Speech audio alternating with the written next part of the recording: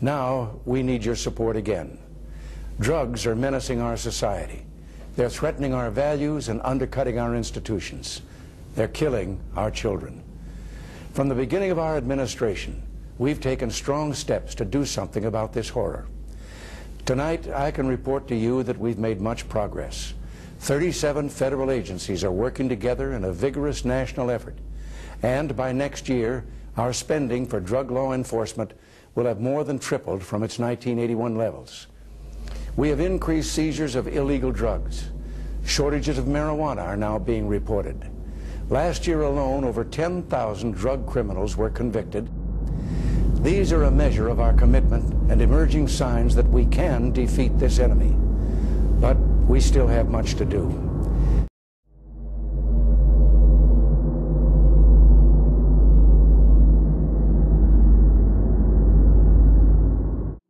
Campaigns to crack down on drugs in the United States have increased prison populations astronomically.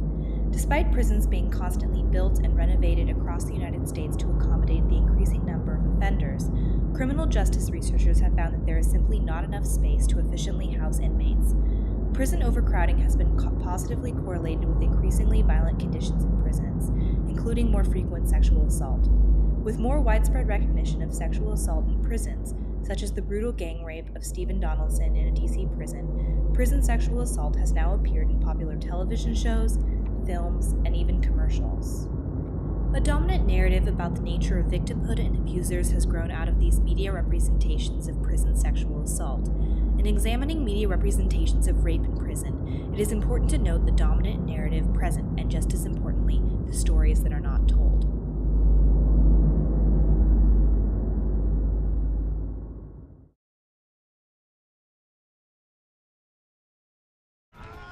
And like with any tale that is told again and again, the telling of sexual violence in contemporary media has presented a dominant narrative of who is victimized by sexual violence and who assaults victims.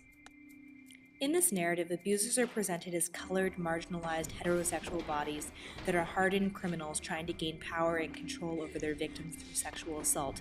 Victims are generally presented as young, white, privileged, heterosexual bodies. They are targets for sexual violence because of their effeminate dress or behavior. Commonly, the victim is presented as wrongfully accused of a crime so that audiences can sympathize with their condition.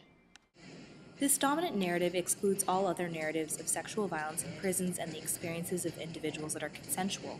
It ignores the narratives of LGBT individuals that are more at risk for experiences of sexual violence in prisons. It suggests the dangerous idea that victims can be blamed for their sexual assault because of their effeminate behavior. This idea further cements traditional gender constructs of masculinity with the understanding that real tough men aren't the victims of sexual violence.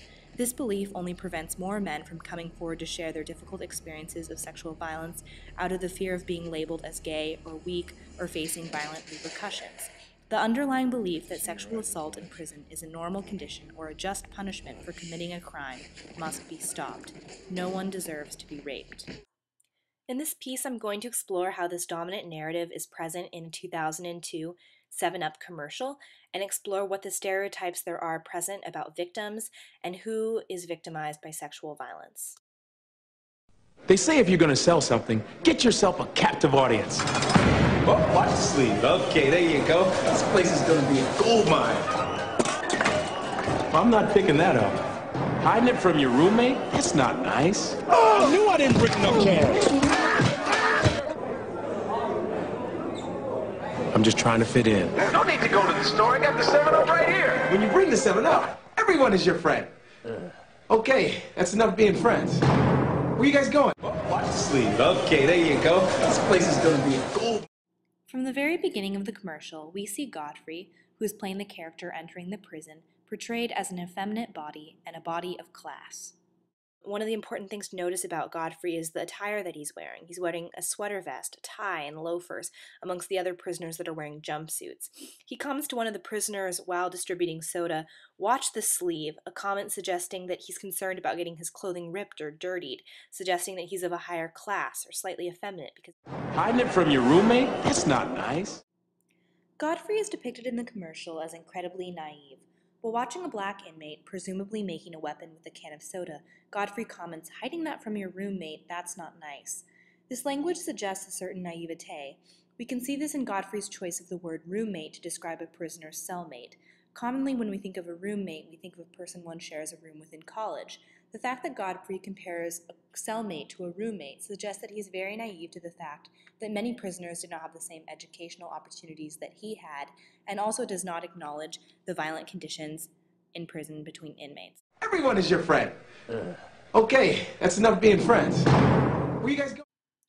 Although Godfrey is portrayed as being effeminate in behavior and dress in the commercial, it's important to note that his heterosexuality is never questioned. He's repulsed in the final scene of the commercial by the prospects of being sexually intimate with a man. Godfrey is depicted throughout the commercial as a body that white audiences can sympathize with. He is educated, he comes from a position of class, and is heterosexual. There's also a subtle form of victim blaming present as well. Godfrey is depicted as effeminate, friendly, and naive, suggesting that victims of sexual violence have similar behaviors and attitudes that can cause them to be more likely to be assaulted.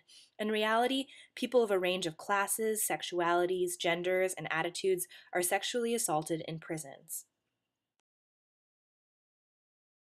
I remember, being arrested for being publicly drunk, and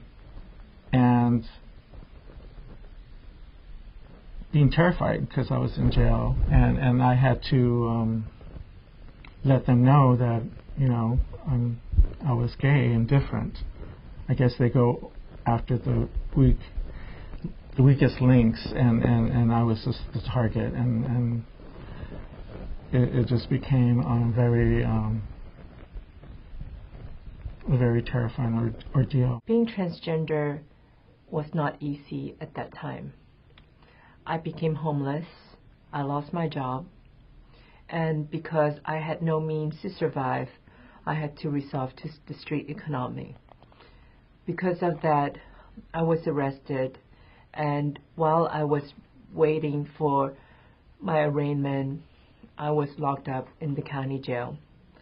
I was coerced into having sex against my will with another inmate. And during that time, I was exposed to HIV.